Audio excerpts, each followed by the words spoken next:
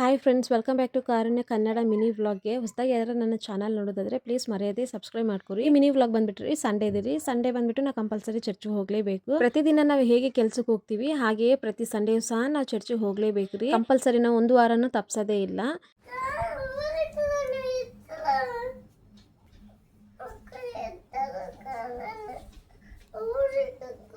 ನನ್ನ ಮಗಳು ಹೇಳಿದ್ದು ಕೇಳಿಸ್ಕೊಂಡ್ರಿ ಅಲ್ವಾ? ನಾನು ನಿಜ ರೀ, ನಾವು ಈ ದಿನ ಊರಿಗೆ ಹೋಗ್ತಾ ಇದೀವಿ. ಚರ್ಚ್ ಮುಗಿಸ್ಕೊಂಡು ಊರಿಗೆ ಹೋಗ್ತೀವಿ ರೀ. ನಮ್ಮ ಯಜಮಾನರು ಸಹ ಬೇಗ ಎದ್ದಿದ್ದಾರೆ. ಇನ್ನು ಅವ್ರಿಗೂ ಬಿಸಿನೀರು ಕೊಟ್ಟು ಇನ್ನು ಕಾಫಿ ಕೊಟ್ಟಿದ್ದೀನಿ. ಇನ್ನು ಅವ್ರ ಕೆಲಸ ಮುಗಿಸ್ಕೊಳಕಿಲ್ಲ ರೀ, ಅವ್ರು ಫಾರ್ಮ್ ಕಡೆ ಹೋಗ್ತಾರೆ. ಇನ್ನು ನಾನು ಸ್ವಲ್ಪ ಕಾಫಿ ಕುಡಿಯೋಣ ಅಂತೇಳಿ ನಾನು ಕಾಫಿ ಮಾಡ್ಕೊಂತ ಇದ್ದೀನಿ. ನನ್ನ ಮಗಳು ಬಂದ್ಬಿಟ್ಟು ರೀ ಹಾಸಿಗೆ ತಾನು ಮಡ್ಚ್ಕೋಬೇಕು. ನಾನು ಮಡ್ಚೋದಿಲ್ಲ ರೀ, ಇದು ಮಾತ್ರ ಕಂಪಲ್ಸರಿ ರೀ. ಇಲ್ಲಾಂದ್ರೆ ನೆಕ್ಸ್ಟ್ ಡೇ ನಾನು ಬಂಡೆ ಮೇಲೆ ಮಲಗಿಸ್ತೀನಿ ನೋಡ ಅಂತ ಹೇಳ್ಬಿಡ್ತೀನಿ. ಮಕ್ಕಳು ಸ್ಕೂಲಿಗೆ ಹೋಗ್ತಿದ್ದಾರೆ ಅಂದ್ರೆ ಈಗಿಂದ ಅವ್ರಿಗೆ ಬುದ್ಧಿ ಬೆಳವಣಿಗೆ ಈಗಿಂದ ಸ್ಟಾರ್ಟ್ ಅಂತ ಅರ್ಥ.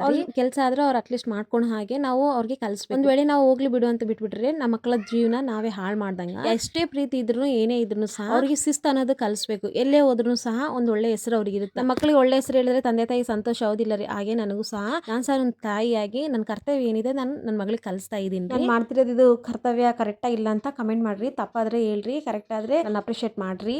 ಸ್ಯಾಟರ್ಡೇನೇ ಎಷ್ಟೋ ಕೆಲಸಗಳು ಮಾಡ್ಕೊಂಡಿರ್ತೀನಿ ರೀ, ಸಂಡೇ ಫ್ರೀ ಆಗಿ ಆರಾಮಾಗಿ ಚರ್ಚ್ಗೆ ಹೋಗ್ಬೇಕಂತ. ಆದ್ರೆ ಸಾಟರ್ಡೆ ಕೆಲಸ ಸಾಟರ್ಡೇನೇ ಆಗ್ತಿದೆ, ಸಂಡೇ ಕೆಲಸ ಸಂಡೇನೇ ಆಗುತ್ತಾ. ಹೆಣ್ಮಕ್ಳಿಗೆ ಎಲ್ಲ ಗೊತ್ತು ರೀ ನೆಕ್ಸ್ಟ್ ಡೇನು ಕೆಲಸ ಇದೆ ಅಂತ. ಆದ್ರೂ ಏನೋ ಒಂದು ಹೋಪ್ ಇಂದ ಇವತ್ತು ಕೆಲಸ ಜಾಸ್ತಿ ಇದೆ ಅಲ್ವಾ, ಇವತ್ತು ಮಾಡ್ಕೊಂಡ್ಬಿಡೋಣ, ನಾಳೆ ಕಡಿಮೆ ಇರ್ತಿತ್ತು ಅಂತ. ಆದರೆ ಅನ್ಕೊಂಡಿದ್ದ ದಿನ ಯಾವತ್ತು ಕಡಿಮೆ ಇರ್ತಿತ್ತು ಅನ್ಕೊಂತೀವಲ್ರಿ, ಅವತ್ತೇ ಕೆಲಸ ಜಾಸ್ತಿ ಇರ್ತೈತೆ. ಆದರೂ ಸಹ ಹೆಣ್ಮಕ್ಳು ಪ್ರತಿದಿನನೂ ಹೋಪಿಂದನೇ ಕೆಲಸ ಮಾಡ್ತಾರ.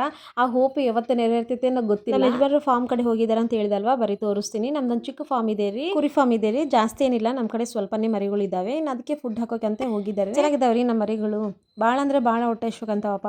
ಫಸ್ಟ್ ಟೈಮು ಇದು ಕುರಿ ಫಾರ್ಮ್ ಮಾಡಿದಾಗ ರೀ ಮರಿಗಳು ಅಸಲು ತಿಂತಾನೆ ಇದ್ದಿಲ್ಲ. ನಾವು ಎಷ್ಟು ಟೆನ್ಷನ್ ತಗೊಂತಿದ್ವಿ, ಏನು ಮರಿಗಳು ತಿಂತಾ ಇಲ್ಲಲ್ಲ ಅಂತ. ನೆಕ್ಸ್ಟ್ ಬ್ಯಾಚ್ಗಳು ತಂದಂಗೆಲ್ಲ ರೀ ಮರಿಗಳು ಸ್ವಲ್ಪ ಚೆನ್ನಾಗಿ ಫುಡ್ ತಿಂತಾ ಇದಾವೆ. ಅವು ಫುಡ್ ತಿಂದ್ರೆ ರೀ ಆ ಕುರುಬನಿಗೆ ಎಷ್ಟು ಸಂತೋಷ ನೋಡ್ರಿ. ಹಾಗೆ ನಮ್ಮ ಯಜಮಾನ್ರು ಅಂತೂ ಭಾಳ ಅಂದ್ರೆ ಭಾಳ ಸಂತೋಷ. ಅವೇನನ್ನ ತಿಂದಿಲ್ಲ ಅಂದ್ರೆ ನಮ್ಮ ಯಜಮಾನ್ರು ಭಾಳ ಮಾನಸಿಕ ಆಗ್ಬಿಡ್ತಾರೆ. ಎದಕ್ಕೆ ತಿಂದಿಲ್ಲ ಎದಕ್ಕಿಲ್ಲ ಏನಾಗೈತೆ ಅಂತ. ಫಸ್ಟ್ ಅದಕ್ಕೆ ಟೆಂಪ್ರೇಚರ್ ಚೆಕ್ ಮಾಡ್ತಾರೆ ಏನಾಗಿದೆ ಅಂತ. ಫಸ್ಟಿಗೆ ಸ್ವಲ್ಪ ನಾವು ಸ್ಟಾರ್ಟ್ ಮಾಡಿದ್ವಿ, ಇವಾಗ ಸ್ವಲ್ಪ ಜಾಸ್ತಿ ಮಾಡಿದ್ವಿ. ಇನ್ನು ಮುಂದಿನ ದಿನಗಳಲ್ಲಿ ಇನ್ನೂ ಜಾಸ್ತಿ ಮಾಡಬೇಕು ಅನ್ನೋ ಆಸೆ ಇದೆ. ಯಾಕೆಂದ್ರೆ ಈಗ ಸ್ವಲ್ಪ ಯಾಕೆ ಮಾಡಿದೀವಿ ಅಂದ್ರೆ ನಮಗೆ ಸಾಲ ಇದೆ. ಆ ಸಾಲ ಎಲ್ಲ ತೀರಿಸ್ಕೊಂಡು ನಿಮ್ಮಳವಾಗಿ ನೆಮ್ಮದಿಯಾಗಿ ದೊಡ್ಡದಾಗಿ ಮಾಡ್ಬೇಕನ್ನೋ ಆಸೆ ನಮಗಿದೆ. ಇನ್ನು ಮನೆಯಲ್ಲಿ ನೋಡಿದ್ರೆ ನಮ್ಮ ಮಕ್ಕಳಿಗೆ ಆರಾಮಾಗಿ ಕುತ್ಕೊಂಡು ಗಂಜಿ ಕುಡಿತಾ ಇದ್ದಾರೆ. ತಂಗಿ ಮಕ್ಕಳು ನನ್ನ ಮಕ್ಕಳು ರೀ. ನನ್ನ ಮಕ್ಕಳೇನು ಆರಾಮಾಗಿ ಗಂಜಿ ಕುಡಿತಾರೆ, ಆದ್ರೆ ತಂಗಿ ಮಕ್ಕಳು ಗಂಜಿ ಕುಡಿಯೋದೇ ಇಲ್ಲ. ಆದ್ರೆ ನಮ್ಮ ಮನೆಯಲ್ಲಿ ಮಾತ್ರ ಕುಡಿತಾರೆ. ಇನ್ನು ಗಂಜಿ ಕುಡಿಯೋದು ಮುಗಿಯಕ್ಕಿಲ್ಲ, ನಮ್ಮ ಯಜಮಾನ್ರ ಮಕ್ಕಳಿಗೆ ಸ್ನಾನ ಮಾಡಿಸ್ತಿದ್ದಾರೆ. ನಾನು ಇನ್ನೊಂದ್ ಸೈಡ್ ರೆಡಿ ಆಗ್ತಾ ಇದ್ದೀನಿ. ನಾನು ಯಾಕೆ ಮಾಡಿಸಿಲ್ಲ ಅಂತಂದ್ರೆ ರೀ, ನನ್ನ ಮಕ್ಕಳಿಗೂ ಸ್ನಾನ ಮಾಡಿಸಿ ನಾನು ರೆಡಿ ಆಗೋವರೆಗೆ ನಮ್ಮ ಯಜಮಾನ್ರಿಗೆ ಸಿಟ್ಟು ಬರ್ತೈತೆ. ಯಾಕೆಂದ್ರೆ ಟೈಮ್ ಆಗ್ತೈತೆ ಚರ್ಚ್ಗೆ ಅಂತ. ಅದಕ್ಕೆ ಅವ್ರ ಮಕ್ಕಳಿಗೆ ಸ್ನಾನ ಮಾಡಿಸಿದರೆ ನಾನು ಚರ್ಚಿಗೆ ರೆಡಿ ಆಗ್ತೀನಿ. ನಾನಂತೂ ಈಸಿಯಾಗಿ ಸಿಂಪಲ್ ಆಗಿ ಚೆನ್ನಾಗಿ ಶಿಸ್ತಾಗಿ ರೆಡಿ ಆಗ್ತೀನಿ ರೀ. ಚೆನ್ನಾಗಿದ್ದೀನ. ಇನ್ನು ಕೊನೆಯದಾಗಿ ನಮ್ಮ ಛೋಟಾ ಫ್ಯಾಮಿಲಿದು ವಿಡಿಯೋ ಶೂಟ್ ರೀ. ವಿಡಿಯೋ ಶೂಟ್ ಅಂತೀರಾ, ಫೋಟೋ ತೆಗಿಯೋಕ್ಕೆ ಕ್ಯಾಮ್ರಾಮನ್ ಯಾರಿಲ್ಲ ರೀ, ಅದಕ್ಕೆ ವಿಡಿಯೋ ಶೂಟ್ ಮಾಡ್ಕೊತಿದ್ವಿ. ಹೇಗಿದ್ದೀರಿ? ಮರ್ಯಾದೆ ಒಂದು ಲೈಕ್ ಮಾಡ್ತೀರಲ್ವಾ?